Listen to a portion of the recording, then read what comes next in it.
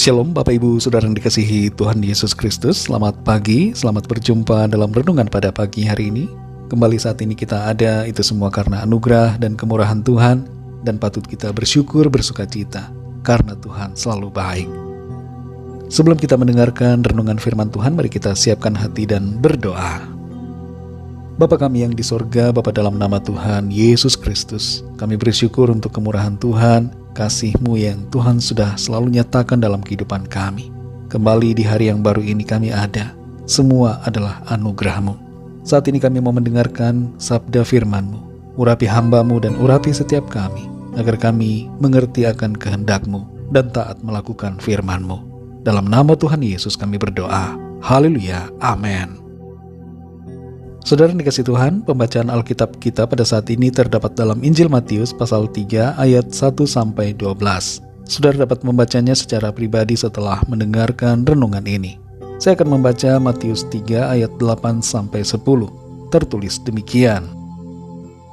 Jadi hasilkanlah buah yang sesuai dengan pertobatan, dan janganlah mengira bahwa kamu dapat berkata dalam hatimu, Abraham adalah bapa kami, karena aku berkata kepadamu, Allah dapat menjadikan anak-anak bagi Abraham dari batu-batu ini.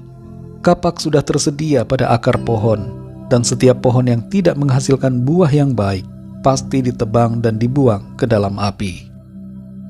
Saudara dikasihi Tuhan, seorang yang terjerumus dalam dunia kartel narkoba di Amerika Selatan berkata bahwa setiap orang yang telah masuk ke bisnis tersebut tidak akan pernah bisa keluar dari sana.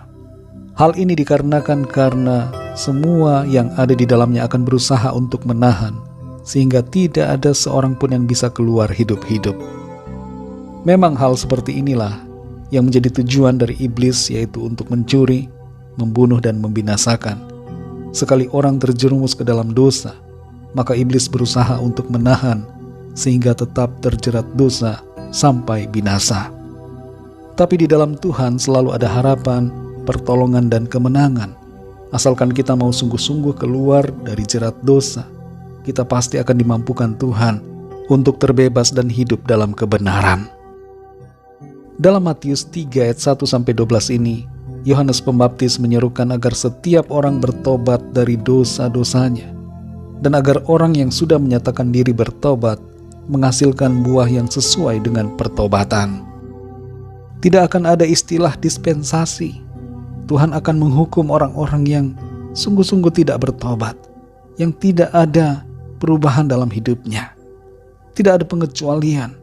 Kita tidak bisa berdalih, Tuhan saya anak Abraham, Tuhan saya pelayanan, Tuhan saya rajin beribadah.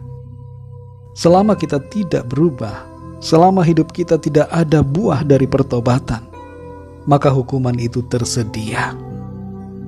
Yohanes memperingatkan tentang hukuman yang tersedia bagi orang yang tidak berbuah yang baik. Di sini dikatakan bahwa kapak sudah tersedia pada akar pohon, dan setiap pohon yang tidak menghasilkan buah yang baik pasti ditebang dan dibuang ke dalam api. Bayangkan saudara, kalau kita menanam sebuah pohon atau beberapa pohon, kita punya perkebunan dan kita sangat mengharapkan buah yang baik, buah yang manis, tapi nyatanya tidak ada buah. Atau kalaupun berbuah, buahnya tidak manis, tidak baik, maka yang akan kita lakukan hanyalah memotong pohon itu. Seperti hal yang demikian, saudara, Tuhan mengharapkan suatu hasil dari pertobatan kita. Tuhan ingin ada suatu perubahan dan dampak dari pertobatan itu dalam hidup kita. Jangan kita jadi orang yang bertobat tapi tidak menghasilkan buah pertobatan. Jangan kita sekedar menjadi orang yang beriman dalam tanda kutip tapi tidak bertobat.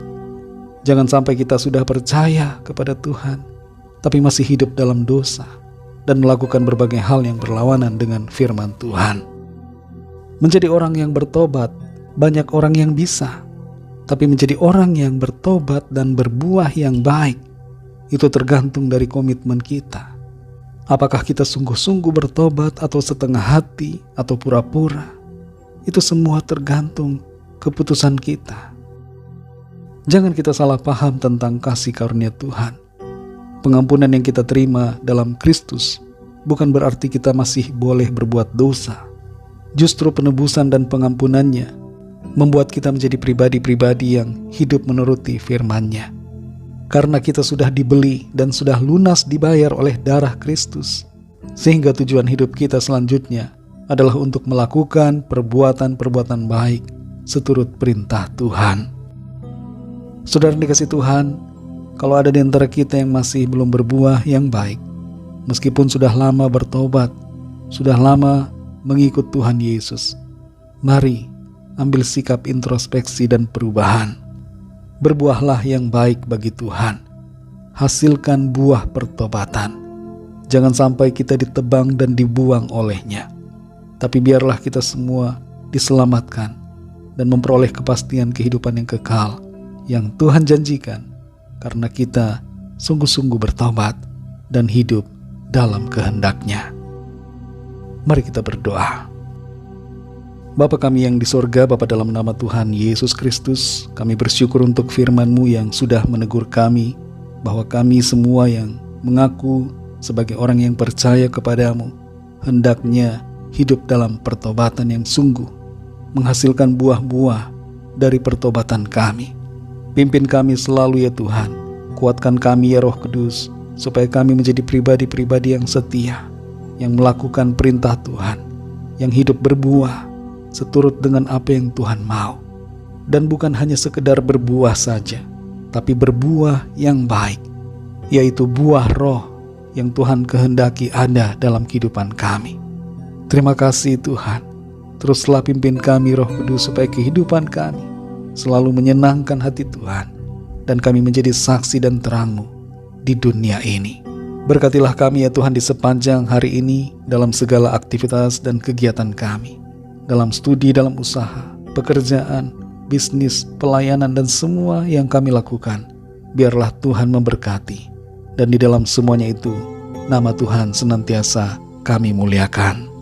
Kami berdoa bagi yang sakit dan dalam pergumulan, agar Tuhan menjamah, menyembuhkan, memberikan kesehatan yang sempurna, dan Tuhan memberikan jalan keluar, pertolongan yang ajaib bagi setiap kami. Yang sedang terikat dan terbelenggu dosa saat ini, terbelenggu kuasa kegelapan, kami berdoa, mohon kuasa Tuhan melepaskan dan memberikan mereka kemenangan, untuk mereka hidup dalam kemerdekaan di dalam Tuhan. Kami percayakan semuanya ke dalam tangan kasih-Mu. Kami percaya Tuhan menuntun kami dalam rencana-Mu yang baik, yang indah dan sempurna.